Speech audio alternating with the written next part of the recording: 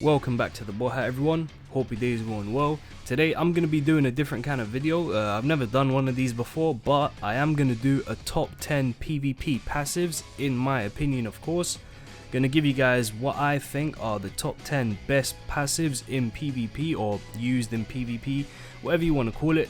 You know, they're not going to be based on anything except the unique itself, like the passive and how it actually works with the unit. You know, I don't want to talk about, oh, but it's countered by this guy or it's countered by that guy. Just the passive, what it does, how good it is with the unit. That's what I'm going to base it on. It's not going to be geared or ungeared, just in general, right? So, yeah, hopefully you guys enjoy the video. If you are interested, leave your opinion in the comments below. I'll give it a read. I always read my comments, and maybe we can have a chat about it, see what we agree upon, what we disagree upon. Let's go. The first unit on my list, coming in at the number 10 spot, we do have Red Grimoire. His unique, all allies gain 15% HP related stats in PvP. Now Grimoire, despite not being used as much as he would be, you know, in the last 5 months, in the future he's going to become irrelevant. Still, this is a fantastic unique.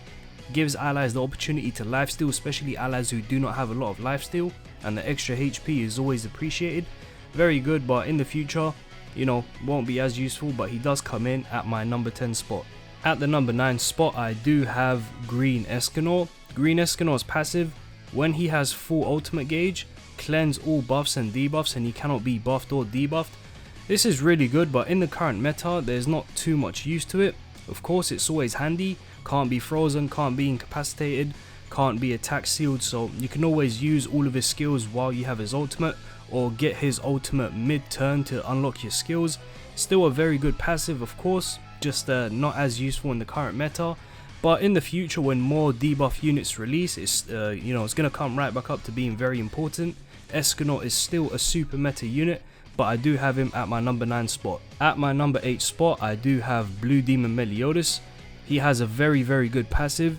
When he has 4 or less ultimate gauge, he cannot be attack disabled. So unless you have your ultimate, Gotha will not be able to attack disable you. So the only real way to stop a Demoniotis from using his skills in PvP is to either petrify or freeze him, which just goes to show how powerful he is, why he's the leader of the pierce rate team.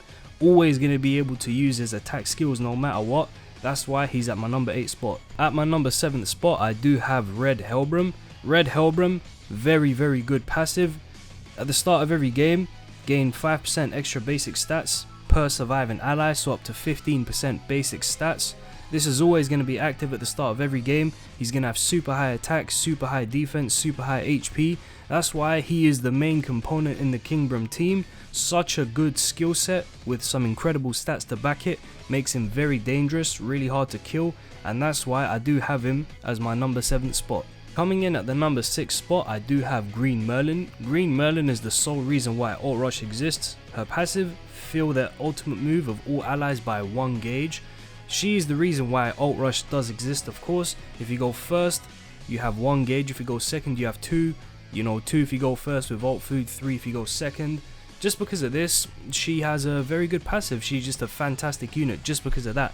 Not only of her good unique, but also her fantastic skills. Obviously, only at number 6 because there's better passives, but she is at this spot. At the number 5 spot, I do have Blue Lilia. Just because of her passive, Lilia is the one who created the pierce rate team, increased all allies pierce rate by 50% of her own pierce rate. Any team that Lilia is on automatically is going to do more damage thanks to that passive. Obviously, it also helps that she has a very good skill set. All the units on this list, bar Grimoire, have good skill sets, and Lilia's has one of the most balanced. Very good in any team you put her in, whether it's pierce rate team, ult team, stall team, whatever it is, doesn't really matter. Lilia is always going to be able to do well, and that is exactly why I have her as my number 5th pick. Coming in at the number 4 spot, I do have Red King. Red King, pretty much only used for his unique, his passive. Reduce all enemies' current pierce rate by half in PvP, a direct counter to Lilia. Direct counter to all the pierce rate units, of course. This is why everyone runs him, just so they get that protection.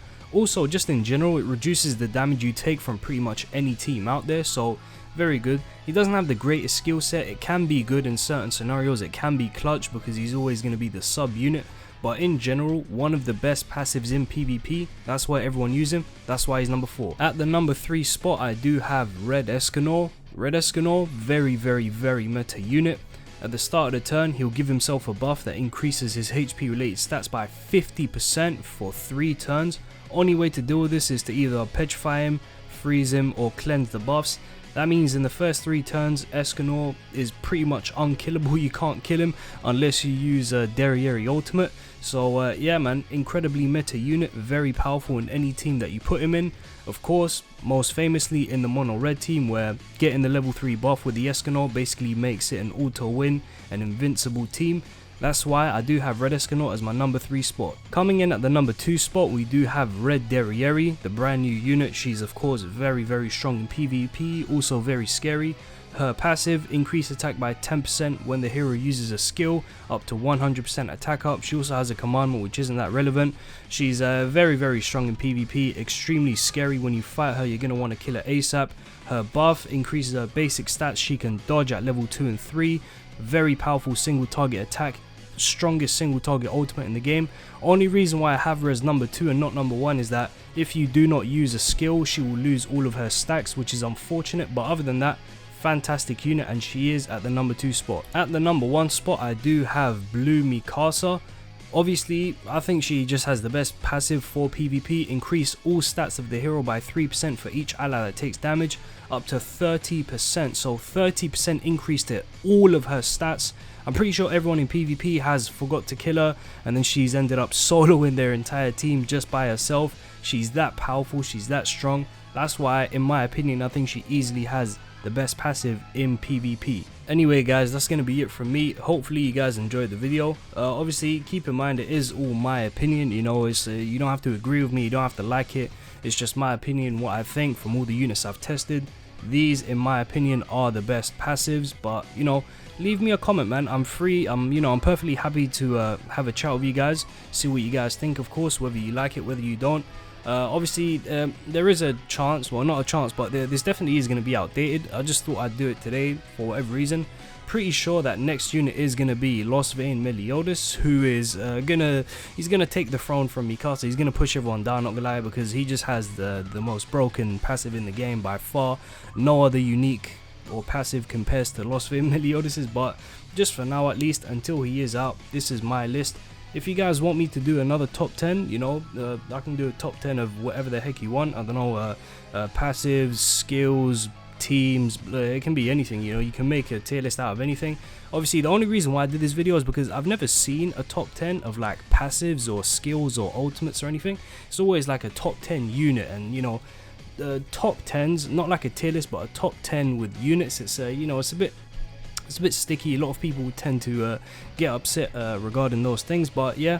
Anyway guys, hope you enjoyed this short video. Leave a like if you enjoyed it, subscribe if you're new, and I will see you in my next one. Take care.